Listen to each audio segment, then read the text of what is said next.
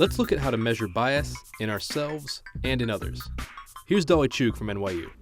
We sent emails to real professors in real universities. They contacted over 6,500 professors at random from 260 American universities. We sent them an email that looked like it came from a real person asking for a meeting to learn more about the PhD program in that university.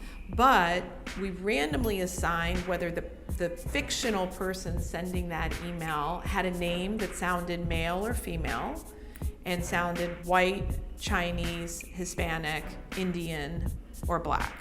What we found that is if you were a white male, you were far more likely to receive a response back than if you were in all those other categories put together as a group. Some of this could be explicit racism, but it's far more likely that in many cases, these professors are just busy. They can't respond to every email they get, so they kind of let their subconscious decide for them. And that's where their biases come through.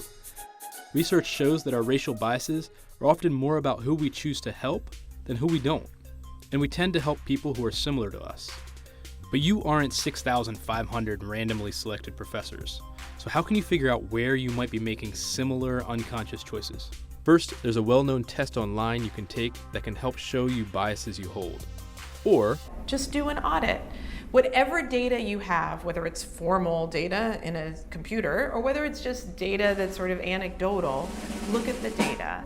For example, I met this fantastic executive in Silicon Valley. He takes great pride in being someone who actively tries to achieve gender balance on his teams, knowing that Silicon Valley and tech are skewed heavily male. So he looked at his professional social network, his Twitter, his LinkedIn. He found his network was far more skewed male than he expected. So there's a place where he could actively work to shift that, and that's what he's been doing since then. So this is not a scientifically exact self-audit, but it can still be useful, and you can audit anything. So maybe start by taking that online test for bias. Maybe check out whose emails you're replying to.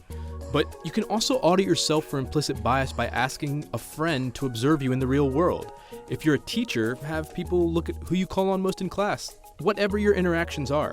One practical thing that people should do is take stock of their friends. It would be very useful for people to actually make lists of people with whom they spend time. Look for patterns. That's the audit. That's the assessment we can all do.